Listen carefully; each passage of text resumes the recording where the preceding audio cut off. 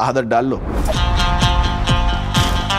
Bollywood king Shahrukh খানের বড় ছেলে আরিয়ান খান, যিনি এতদিন ছিলেন বিতর্ক এবং তারকা সন্তান পরিচয়ের মধ্যমণি, এবার তিনি আলোচনায় এসেছেন নিজের নির্মাতা পরিচয় নিয়ে। নেটফ্লিক্সে মুক্তি পাওয়া তার নির্মিত web series the bats of Bollywood ইতিমধ্যেই দর্শক মহলে আলোড়ন সৃষ্টি করেছে।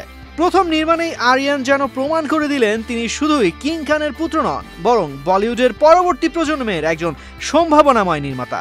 पहली बार अब सबके सामने स्टेज पर आया हूं। সিরিজটি মুক্তির পরপরই নেটফ্লিক্সের ভারতীয় ট্রেন্ডিং চার্টে 1 নম্বরে উঠে আসে। শুধু ভারত নয়, বিশ্বের নানা প্রান্তে থাকা বলিউড প্রেমীদের কাছেও এটি হয়ে উঠেছে অন্যতম আলোচিত কন্টেন্ট।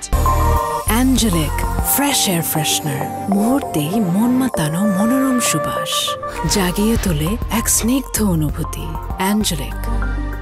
ববি দেওল সিরিজে এক সুপারস্টারের চরিত্রে অভিনয় করেছেন, যার জীবন জুড়ে জটিলতা, আত্মসংঘাত এবং অদৃশ্য ক্ষমতার খেলা।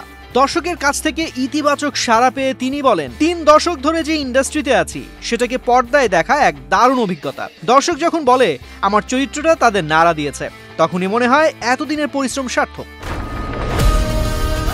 সিরিজটিতে অভিনয় করেছেন নতুন প্রজন্মের তারকা লক্ষ্য, শাহেদ বাম্বা, রাঘব জুয়াল এবং গুরুত্বপূর্ণ চরিত্রে আছেন ইমরান হাশমি। অতিথি চরিত্রে পর্দায় এসেছেন বলিউডের জনপ্রিয় সুপারস্টার শাহরুখ খান, সালমান খান ও আমির খান, যা এই সিরিজের প্রতি কৌতূহল বাড়িয়ে দেয় কয়েক গুণ।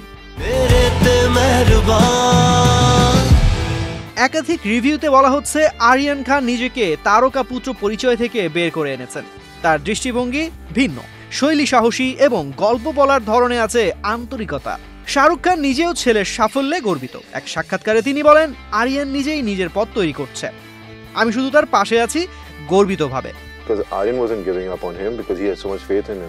প্রথম নির্মাণেই আরিয়ান খান যেভাবে বলিউডের ভিত কাঁপিয়ে দিয়েছেন, তাতে করে দর্শক, সমালোচক সকলের চোখ এখন তার ভবিষ্যৎ পরিকল্পনার দিকে। দ্য ব্যাটস অফ বলিউড যদি হয় সূচনা, তবে বাকিটা হয়তো আরো বেশি প্রভাবশালী এক যাত্রা। তানজির রহমান, বাংলাদেশ প্রতিদিন।